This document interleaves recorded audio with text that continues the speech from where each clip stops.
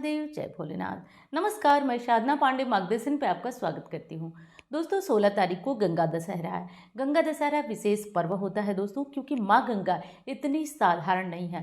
भागीरथी की तपस्या है कि हम सभी आज जन साधारण भी माँ गंगा को स्पर्श कर पाते हैं और गंगा जल को अपने घर में रखकर उसका सुख ले पाते हैं और पापों का नाश कर पाते हैं। तो दोस्तों ऐसा पुण्य अवसर, यानी कि जैसे आप अपना जन्मदिन मनाते हैं, अपने परिवार के बच्चों का सबका जन्मदिन मनाते हैं, तो माँ गंगा का अवतार्य दिवस है। कब है? तो ज्येष्ठ मास की जो कृष्ण पक्ष की दशमी होती है उस दिन गंगा दशहरा मनाया जाता है।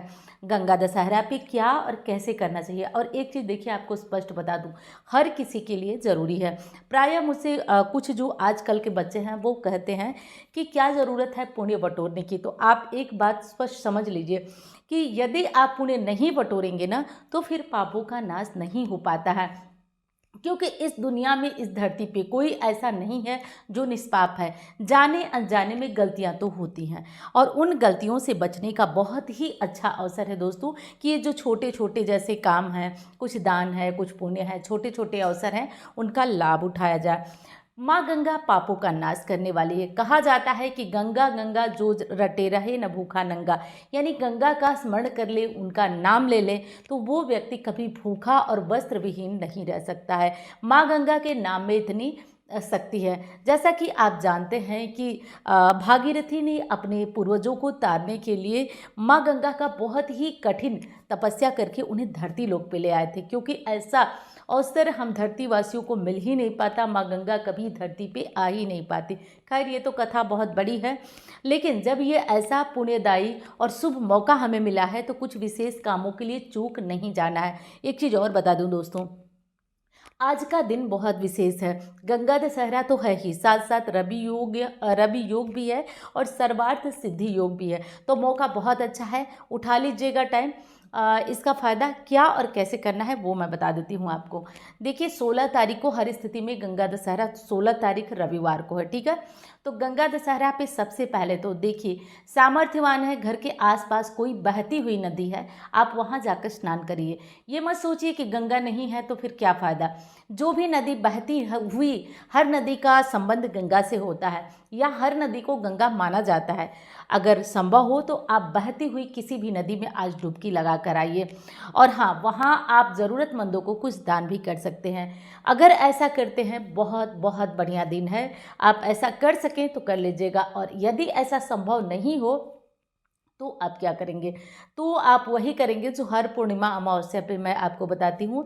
बाल्टी में एक बूंद गंगा जल डालिए, उसके बाद आप पानी भरिए बाल्टी में और हर हर गंगे बोलते हुए आप सुबह का स्नान करिए। एक चीज़ का ध्यान रखिए, आप हर हर गंगे काशी विश्वनाथ गंगे आप बोलिएगा। बल्कि मैं एक दिन नहीं दोस्तों, मैं तो हमेशा ही कहती हूँ कि हर हर गंगे काशी विश्वनाथ गंगे आप बोल के तो देखिए। वाराणसी की जान है विश्वनाथ जी, मतलब कहा जाता है काशी के कोतवाल हैं। उनका नाम जब माँ गंगा के साथ आप जपते हैं तो महादेव की विशेष कृपा आपको मिलती है। आप हर दिन ऐसा कर सकते हैं। हर दिन ना भी करें तो कम से कम कल के दिन, गंगा दशहरा के दिन तो आपको ज़रूर कर लेना चाहिए। दोस्तों विष्णु पुराण के अनुसार कहा गया है कि गंगा दशहरा पे यदि किसी भी आवश्यकता वाले व्यक्ति को आप 10 चीज़ों का दान करते हैं तो अक्षय पुण्य के भागी बनते हैं। अब ये 10 चीज़ें 10 तरह के फल भी हो सकते हैं, 10 तरह के कपड़े हो सकते हैं, 10 तरह के अन्न हो सकते हैं। अब जैसा कि देखिए, अन्न दान हर कोई कर सकता है, सस्ता भी होता है और कर भी सकते हैं। देखिए, हर बड़े बड़े दानों की बात मैं इसलिए नहीं कहती हूँ क्योंकि जन सामान्य छोटे छोटे दान कर सकता है। जैसे कि मान लीजिए 10 तरह के अनाजों में हम थोड़ा दाल, थोड़ा चावल, थोड़ा उड़द की दाल, थोड़ा ये वो करके सब मिला के 10 तरह की चीज़ें, या फिर मान लीजिए 5 तरह के अनाज ले लिए और थोड़े कपड़े ले लिए, थोड़ा पैसा ले लिए, थोड़ा श्रृंगार की सामग्री ले लिए। ये सब करके आप 10 चीज़ों को इकट्ठा कर सकते हैं। मैं जानती हूँ आप कर सकते हैं। ये किसी ज़रूरतमंद को आप दे सकते हैं या अलग अलग लोगों को दे सकते हैं, तो बहुत ही ज़्यादा पुण्य का काम है। यदि ऐसा अवसर मिले तो आप 10 दिए गंगा नदी में जाकर प्रवाहित करें या गंगा नदी के तट पर जलाएं, मौका हो तो। या फिर दोस्तों ऐसा नहीं हो पाता है तो आप बेल वृक्ष के नीचे भी 10 दिए जला सकते हैं, शिव मंदिर में भी 10 दिए जला सकते हैं। इससे भी बहुत अधिक पुण्य की प्राप्ति होती है। दोस्तों शास्त्रों में कहा गया है कि हस्त नक्षत्र में माँ गंगा, हस्त नक्षत्र में 10वें के दिन माँ गंगा का अवतरण हुआ था धरती पे, और वो शुभ दिन कल है। तो भूलना नहीं, हर सारी स्थिति में कर लेना है। एक बार फिर बता देती हूँ, कई लोग जब मुझसे बात होती है तो कहते हैं कि ये पुरानी बातें नहीं करना, हमको आज बताइए कि चमत्कार हो जाए। देखिए, आज चमत्कार होता है या नहीं, लेकिन ये जो छोटे छोटे काम है ना, आपके खाते में पुण्य को अर्जित करते हैं। जैसे मान लीजिए आपका बैंक बैलेंस है, आप उसको ख़त्म करते जा रहे हैं, आप उसमें कुछ भी डाल नहीं रहे हैं, तो एक दिन तो आपके पास एक पाई भी नहीं बचेगी। और ये जो छोटे छोटे काम हैं आपके पुण्य को बढ़ाते हैं। और एक चीज़ और होता है, केवल ये आपके काम नहीं आते, जो पुराने समय में आपसे जाने अनजाने में गलतियाँ होती हैं वो सारी चीज़ें ये काट देते हैं। तो दोस्तों, कल ये काम आपको ज़रूर करना है, गंगा स्नान करना है, दान करना है।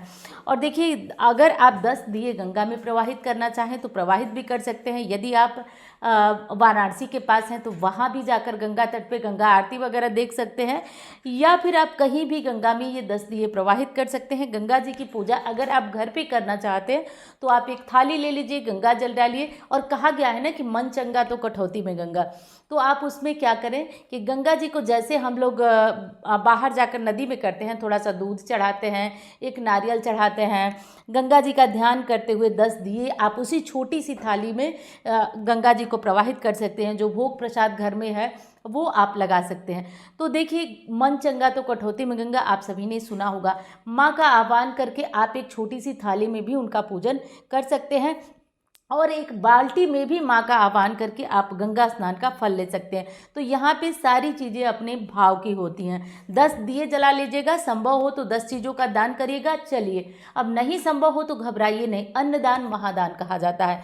आप थोड़े से अनाज लेकर के उसका दान आज अवश्य कर लीजिएगा। हो सकता है कि आज आप बाहर न जाएं, परिवार के सभी लोग परिवार के लोग घर हैं, तो ऐसे में आपके लिए बाहर जाना संभव न हो, तो आज दान निकाल दीजिएगा। अपने हाथों से एक बार दान स्पर्श करके निकाल देंगे ना तो लगभग संकल्प हो ही जाएगा। और हाँ दोस्तों, आपको वीडियो पसंद आ रही है तो प्लीज़ लाइक करना मत भूलिएगा।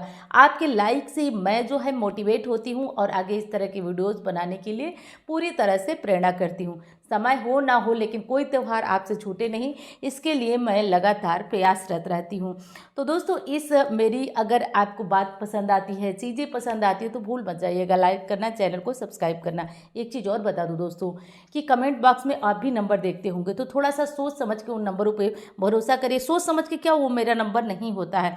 मेरा नंबर केवल एक ही है जो कि आपको स्क्रीन पे दिखाई देता है, और मैं बोल भी देती हूँ आपको। तो ध्यान रखिएगा, कोई अन्य नंबर मेरा नहीं है। अब अगली चीज़ आपको बता दूं कि गंगा दशहरा पे ये सारी चीज़ें हो गई।